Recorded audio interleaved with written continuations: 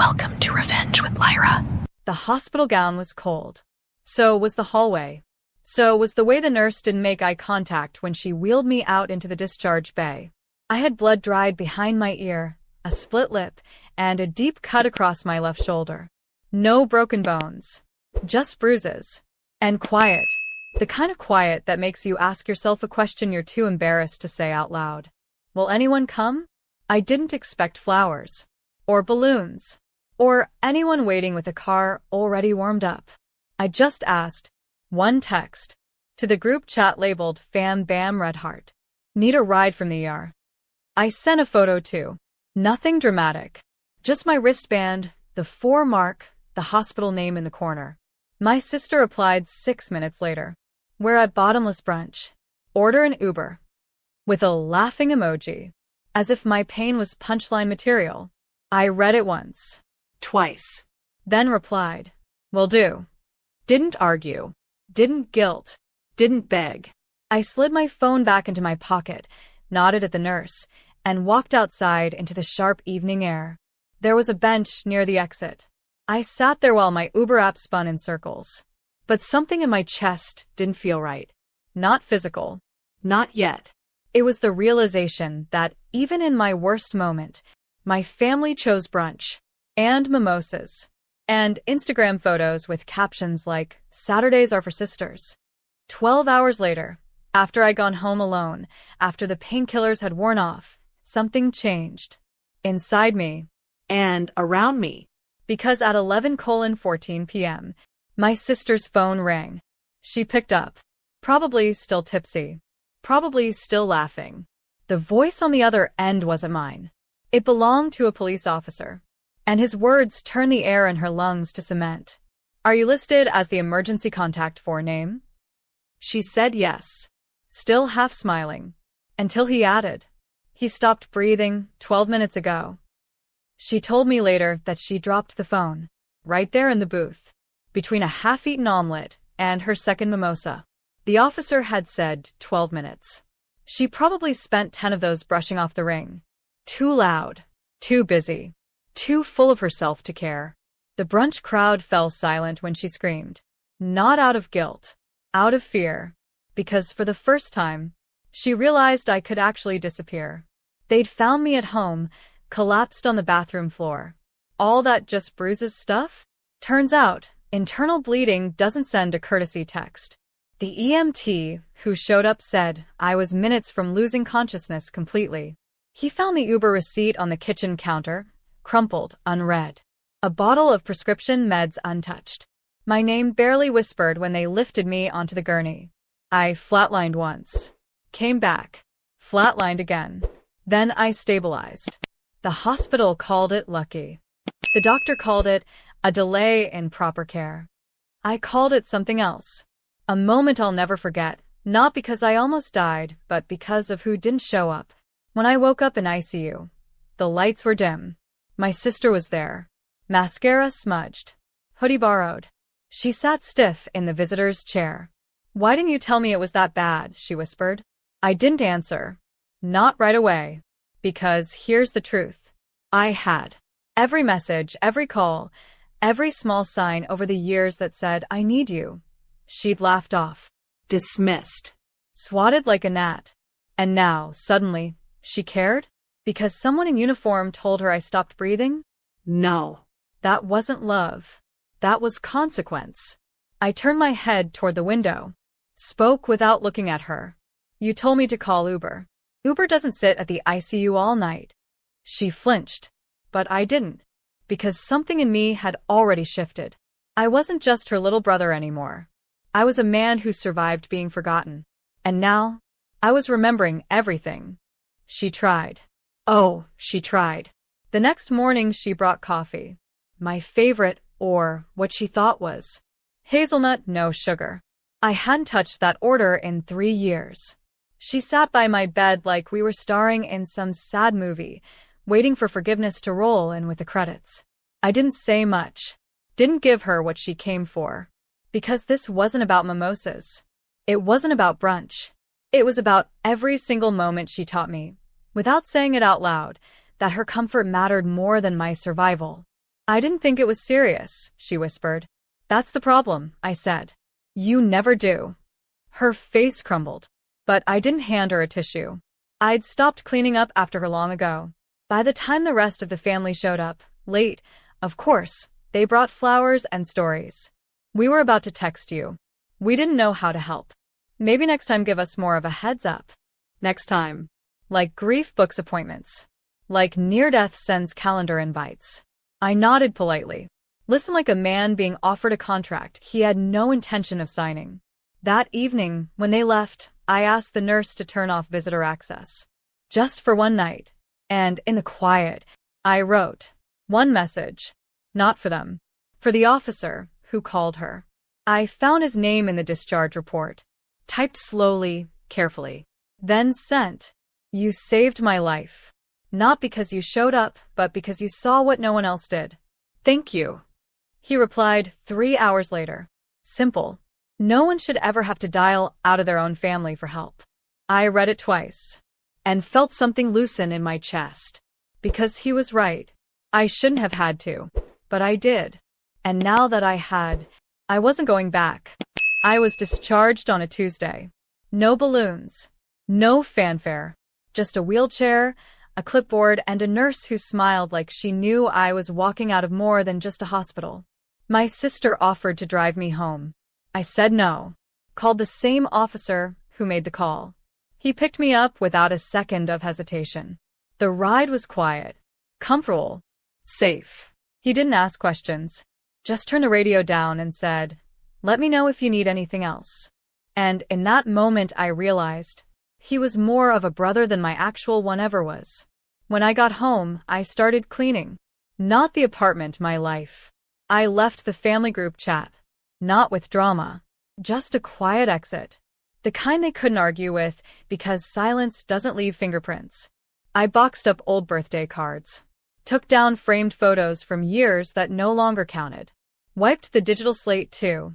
Blocked numbers, archived threads, filtered my inbox. And then, I wrote an open letter. Not for revenge. For clarity. I posted it anonymously on a local blog that covered first responder stories. The title read, "The day my emergency contact chose brunch." I didn't name names. Didn't need to. I told the story exactly how it happened. The text. The Uber. The collapse. The silence. I ended it with this. Sometimes, it takes almost dying to finally choose who's allowed to stand beside your life. And sometimes, the person who saves you isn't the one you grew up with, it's the one who shows up when everyone else is sipping champagne. It went viral by morning. The comments section flooded. Messages like, "Same. This broke me. You are not alone." And I believed them. For the first time, I truly did. I didn't answer her calls. Not the missed one at 7:12 a.m. Not the follow-up text at 7:13. "Did you write that?" Not the voicemail she left crying at 7:18. Because I had nothing left to explain. She had stepped over my pain. Sipped around it. Dismissed it with a joke. And now that the world had seen her reflection in the mirror I held up, she didn't like the angle. The article spread. Friends shared it. Colleagues whispered about it. Even our pastor forwarded it to the church group chat with a quiet, haunting caption. "May we all show up before it's too late." My mom called too. I didn't pick up. Because the last time she spoke to me, it was to say, "Why didn't you plan better?" As if survival was a schedule I failed to follow. My inbox started filling with stories from strangers. Nurses. EMTs. Even a woman who lost her brother at brunch, too. I read every word. Because they weren't just stories. They were stitches. And I was still bleeding. That night, I got a knock at my door. Not loud. Just firm. I opened it to find my sister. No makeup. Red eyes. Holding a card in one hand and my favorite sandwich in the other, the one she never got right. "I don't know what to say," she whispered. "You already said it," I replied. "At brunch." She stood there like she wanted to fall apart. But I didn't catch her. I'd done that too many times before. I took the sandwich, closed the door, and left the card on the welcome mat. Inside, I sat alone. But not lonely. Because for the first time, I knew exactly who I was. And exactly who I no longer needed to be. She posted a statement. 3 paragraphs. Black text on a white background. No emojis. No filters. It read like a confession wrapped in PR. I failed my brother when he needed me.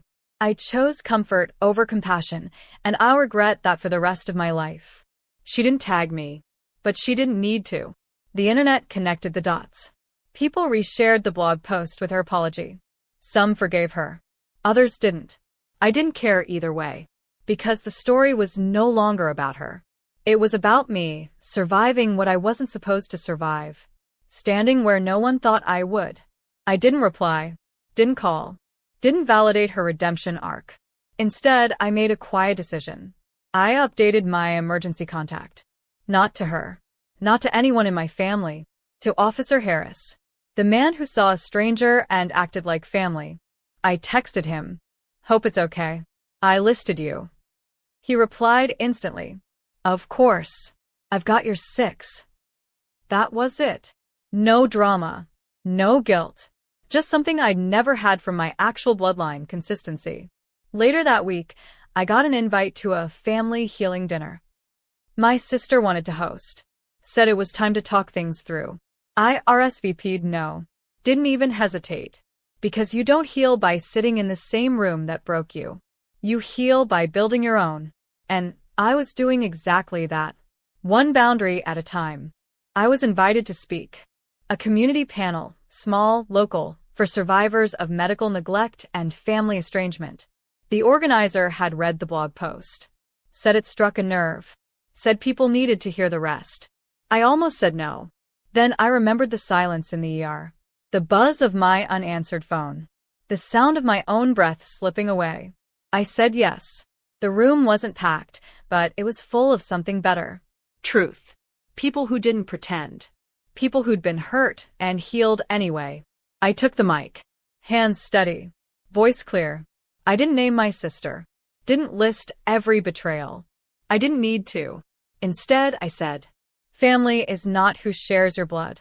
Family is who waits outside your ICU room when no one else comes. Family answers when pain calls, not when the news does. They listened. Some cried. One woman came up to me after and said, thank you for saying what we've all felt, but we're too scared to admit. That night, my sister texted again. Just 4 words. You embarrass me publicly. I stared at it for a second, then replied. You ignored me privately. No more messages followed. And I didn't need them to, because this wasn't about revenge. It was about clarity, peace, and finally learning to choose myself unapologetically. Months passed. No drama. No apologies. Just distance, the kind that finally feels like peace. I moved cities. Took a job at a local nonprofit, the same one that hosted the panel. I helped others navigate what I had barely survived. Being abandoned while still breathing. I never told anyone in my family I was leaving. No forwarding address. No final text. Because sometimes healing isn't a conversation, it's a quiet exit. One evening, the news ran a feature. A short segment about the growing role of bystanders in emergency response. They featured a few cases. One of them was mine. They replayed the original call, my sister's laugh. The officer's voice breaking as he said, he stopped breathing 12 minutes ago. I sat alone in my apartment as it aired. No tears. No rage. Just the soft realization. They'd heard it now too. Every person who once shrugged me off. My story wasn't hidden anymore. And neither was their silence. 2 days later, I received a letter. No return address. Just 5 words on the first page. I finally understand. I'm sorry. No name. But I recognized the handwriting. I folded the paper. Didn't tear it. Didn't respond. Because I didn't need an apology. I needed a life.